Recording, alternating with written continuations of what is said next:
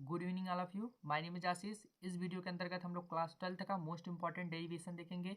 ये एक सेशन चालू रहेगा। इस सेशन के अंतर्गत जितने भी क्लास 12th से फिजिक्स से मोस्ट इंपॉर्टेंट डेरिवेशन है, थ्योरेटिकल, न्यूमेरिकल जितने भी क्वेश्चन है उसको हम लोग शॉर्ट वीडियो में देखेंगे। तो चलिए समय ना नष्ट करते हुए हम लोग इस वीडियो को स्टार्ट करते हैं। तो ये हमारा फर्स्ट वीडियोज़ है। उस फर्स्ट वीडियो में मैंने पहला क्वेश्चन सबमिट क्या किया है कि एक समान विद्युत क्षेत्र में विद्युत द्विध्रुव पर लगने वाला बल आघूर्ण ज्ञात कीजिए। तो चलिए देखते हैं। यहाँ पे एक सामान्य विद्युत क्षेत्र हो गया। ये हमारा क्या, एक समान विद्युत क्षेत्र ई जो हमने यहाँ पे दिखाया, ई मतलब विद्युत क्षेत्र, और ये जो हमारी लाइन ड्रॉ किया ये आभासी लाइन है। इसको हमने माना ना कि ये होती हैं। तो हमने एक क्या हो गया, विद्युत क्षेत्र हो गया। ये विद्युत क्षेत्र में क्या बोला गया, एक समान विद्युत क्षेत्र, एक समान विद्युत क्षेत्र हो गया।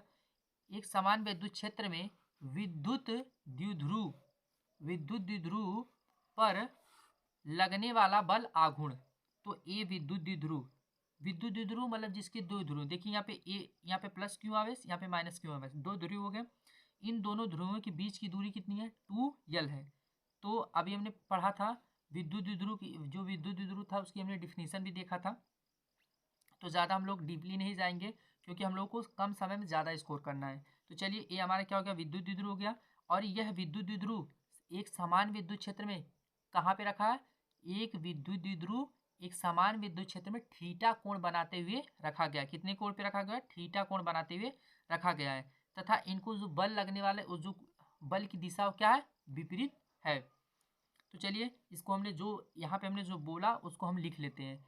ये हम एक बार इसको आपको फिर से समझा देते हैं ताकि आपको समझ में आएगा, तो आप अपने से अच्छे से लिख लेंगे। हमने क्या लिया, एक समान विद्युत क्षेत्र लिया। एक समान विद्युत क्षेत्र में थीटा कोण पे विद्युत द्विध्रुव रखा गया है। क्या हमने बोला, एक समान विद्युत क्षेत्र में थीटा कोण पर विद्युत द्विध्रुव ए बी रखा गया है, जिसके प्लस क्यू आवेश माइनस क्यू आवेश, जिसके प्लस क्यू आवेश तथा माइनस क्यू आवेश एक दूसरे से अल्प दूरी 2l पर स्थित है। बस इतना आप लिख लेंगे। तो हमने एक बार आपको बोल दिया, अब इसको हम आपको लिखकर दिखा देते हैं। चलिए तो हमने इसको लिख लिया। हमने क्या लिखा, जो अभी हमने आप लोगों को समझाया सेम टू सेम ऐसे हमने लिखा है। क्या लिखा है, एक समान विद्युत क्षेत्र में विद्युत द्विध्रुव थीटा कोण पर रखा गया है, जिसके प्लस क्यू आवेश तथा माइनस क्यू आवेश एक दूसरे से अल्प दूरी 2l पर रखे गए हैं या स्थित हैं। तो देखिए जैसे मैंने लिखवाया, ये नहीं कि जैसे मैंने लिखवाया सेम टू सेम आप वैसे लिख सकते हैं। आपका लिखने का तरीका कुछ और होना चाहिए। हाँ, या हमारे कहने का सीधा तात्पर्य यहाँ पे ये है कि आप जैसे हमने लिखा है एजिटिक आपको वैसे नहीं लिखना है, आप कुछ और भी लिख सकते हैं। बट हमारा जो हमने जो लिखा है, मेरे जो लिखने का जो मतलब निकलता है, आप जो लिखते हैं मतलब एक निकलना चाहिए। लिखने का तरीका अलग हो बट जो उसका कैलकुलेशन निकलना चाहिए जो वो एक होना चाहिए। समझ रहे हो मैं क्या समझाना चाहता हूँ, मेरी अंतरात्मा क्या कहना चाहती है, आप समझ गए होंगे। मेरे कहने का तात्पर्य यहाँ पे ये है कि आप कैसे भी लिखें बट उसका जो कैलकुलेशन है, जो उसका कहने, आप अपने शब्दों से कहना क्या चाहते हैं और मैं क्या कहना चाहता हूँ, वो मतलब एक होना चाहिए। हाँ चलिए आप समझ गए होंगे मैं कहना क्या चाहता हूँ एक्चुअली। तो एक समान विद्युत क्षेत्र में विद्युत द्विध्रुव थीटा कोण पे रखा गया, जिसके प्लस क्यू आवेश माइनस क्यू आवेश एक दूसरे से अल्प दूरी पर रखे गए हैं या स्थित हैं। तो चलिए इसको अब आगे हम बढ़ाते हैं। तो अब हम आगे क्या लिखेंगे, प्लस क्यू आवेश के कारण, क्या, प्लस क्यू आवेश के कारण लगने वाला बल, क्या, प्लस क्यू आवेश, प्लस क्यू आवेश आवेश के कारण लगने वाला बल। दरअसल भाई मेरी राइटिंग जो है ना वो सही नहीं है, तो थोड़ा सा आप लोग कंप्रोमाइज़ कीजिएगा।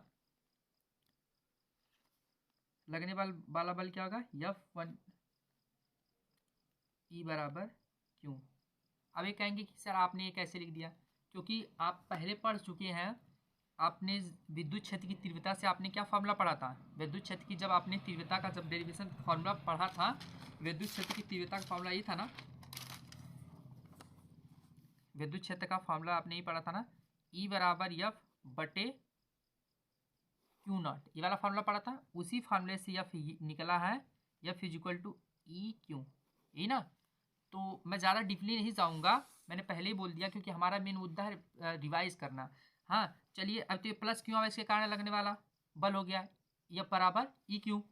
वैसे आप लिख लीजिए माइनस क्यू आवेश के कारण लगने वाला बल, लिख लेंगे कि नहीं? देखिए कितना सिंपल जा रहा है, कुछ है नहीं।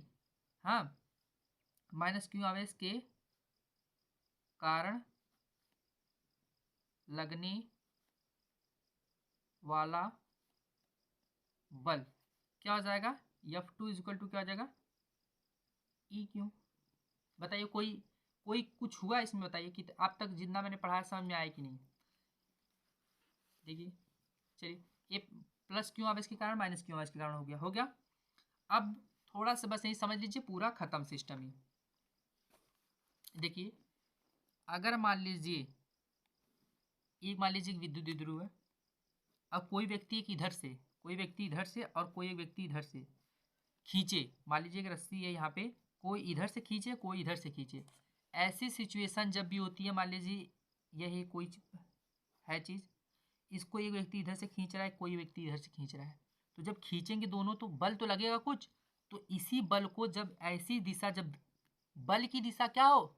विपरीत हो, और जब ऐसे सिचुएशन में बल लगाया जाता है तो इस पे कौन सा बल लगता है? बल आघूर्ण लगता है। क्या लगता है? बल आघूर्ण लगता है। जैसे मान लीजिए यहाँ पे कोई डब्बा रखा हुआ है, इसको मतलब कोई फर्नीचर रखा हुआ, इस पर हम जब इस पर फोर्स लगाते हैं, इसको हम ढकेल के दूर कर देते हैं, तो ये तो सिंपल सा बल हो गया।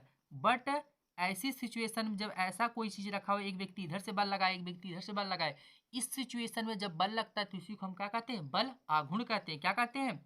बल आघूर्ण कहते हैं। और इसी बल आघूर्ण को हम किससे दर्शाते हैं? इस सिंबल से दर्शाते हैं। किस सिंबल से?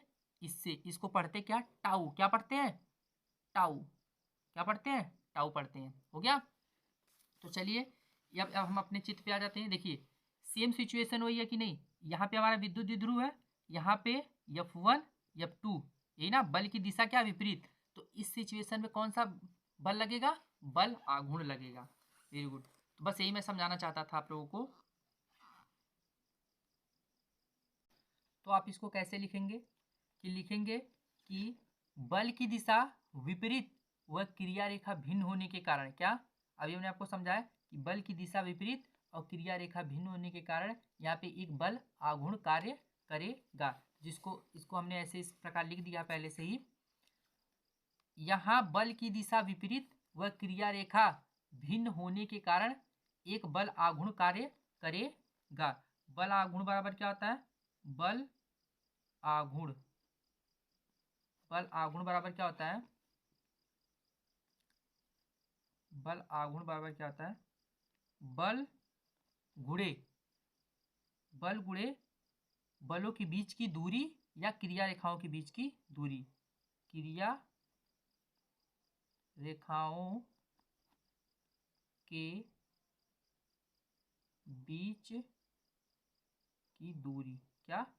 क्रिया रेखाओं के बीच की दूरी।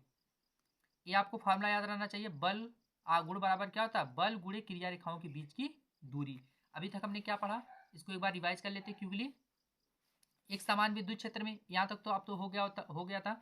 हमने क्या लिखा? प्लस क्यू आवेश के कारण लगने वाला बल F is equal to E Q, minus Q आवेश के कारण लगने वाला बल F2 बराबर ई क्यू, हो गया। फिर हमने क्या आपको बताया कि यहाँ पे बल की दिशा विपरीत व क्रिया रेखा भिन्न होने के कारण यहाँ पे एक बल आघूर्ण कार्य करेगा, और वो बल आघूर्ण बराबर होता क्या है? बल गुणे क्रिया रेखाओं के बीच की दूरी।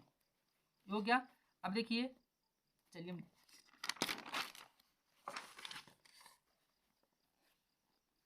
तो बल आघूर्ण, ये बल आघूर्ण हो गया। बताइए बल आघूर्ण बराबर, दरअसल ये जो हमारा बल था, ये जो हमारा बल था, बल की जगह हम क्या लिख देंगे? बल ई क्यों, ई क्यों हो जाएगा? क्यों? क्यों हमने ऐसा लिखा? ये यहाँ पे हमारा जो है, जो हमने यहाँ पे F1 बराबर ई क्यों लिखा है, इन दोनों में से एक ठो हम ले लेंगे बल। हाँ, तो चलिए हो गया ना। तो ई क्यू, अब क्रिया रेखाओं के बीच की दूरी, क्रिया रेखाओं के बीच की दूरी की यहाँ पे कहने का तात्पर्य क्या है, क्रिया रेखाओं के बीच की दूरी मतलब ये क्रिया रेखाओं के बीच की दूरी ए जो है, तो क्रिया रेखाओं के बीच की दूरी क्या होगी, इसको हमने ए माना है, इसको सी और बी है, तो यहाँ पे क्रिया रेखाओं के बीच की दूरी कितना आ जाएगी ए सी। समझ में आ रहा है ना। तो क्रिया रेखाओं के बीच की दूरी कितना होगी ए सी, कितना हो गया ए सी हो गया। तो ए बल आगुण बराबर क्या था, टाउ था ना। तो हम डायरेक्ट अब टाउ चलते हैं, टाउ बराबर ई क्यू। अच्छा, ए सी को हम क्या लिख सकते हैं, ए सी को देखिएगा, ए सी को हम क्या लिख सकते हैं, अच्छा ये बताइए ए सी को हम क्या लिख सकते हैं, ये कैसा त्रिभुज है, कोई हमको बताएगा कैसा त्रिभुज है, समकोण त्रिभुज। कैसा त्रिभुज है, समकोण त्रिभुज। तो समकोण त्रिभुज अगर हम ए बी सी में देखें तो हमको क्या मिलता है, समकोण त्रिभुज ए बी सी में, थोड़ा हमको कोई बताए समकोण त्रिभुज साइन थीटा बराबर क्या होता है, साइन थीटा बराबर होता है लंब बटे क्या होता है, कर्ण होता है। क्या होता है, लंब बटे कर्ण होता है, ये होता है ना, लंब बटे कर्ण। तो अगर इस चित्र में हमको देख कर बताओ कि कौन सा लंब होगा कौन सा कर्ण होगा। बिल्कुल सही, ये हमारा जो यहाँ पे थीटा है, तो ये थीटा जो हो तो यहाँ पे जहाँ पे कोण बनेगा वो तो आधार हो जाएगा, और ये बचा तो ये क्या हो गया लंब, और ये हमारा क्या हो गया कर्ण। तो हमारा लंब कितना आ जाएगा ए सी, और कर्ण कितना आ जाएगा ए बी, क्या आ जाएगा ए बी। तो हम क्या लिख सकते हैं, साइन थीटा बराबर, हम क्या लिख सकते हैं ए सी बराबर ए बी। क्या हम साइन थीटा बराबर लिख सकते हैं ए सी बटे ए बी, बिल्कुल लिख सकते हैं। और ए सी बराबर हमारे क्या हो जाएगा, ए सी बराबर हो जाएगा साइन थीटा बराबर ए बी। हो गया, क्या हम इसको ऐसे लिख सकते हैं। तो हम ए सी की जगह जो हमारा यहाँ पे ए सी है उसकी जगह हम क्या लिख देंगे, साइन थीटा ए बी, क्या लिख देंगे साइन थीटा ए बी। और टाउ बराबर ई क्यू ऐसे हम रहने देंगे। और हम देखते हैं थोड़ा से, ये ए बी की जगह हम क्या चेंज करके लिख सकते हैं, क्या हम ए बी, जो ए बी है, ए बी तो 2l है, अरे देखो जो ए से बी है इसकी दूरी कितनी दी है 2l, तो हम क्या रख सकते हैं ए बी की जगह हम क्या रख देंगे 2l रख देंगे। कितना रख देंगे 2l रख देंगे। हो गया, तो टाउ बराबर हमारा क्या आ जाएगा, ई ऐसे रहने देंगे, क्यू गुड़े 2l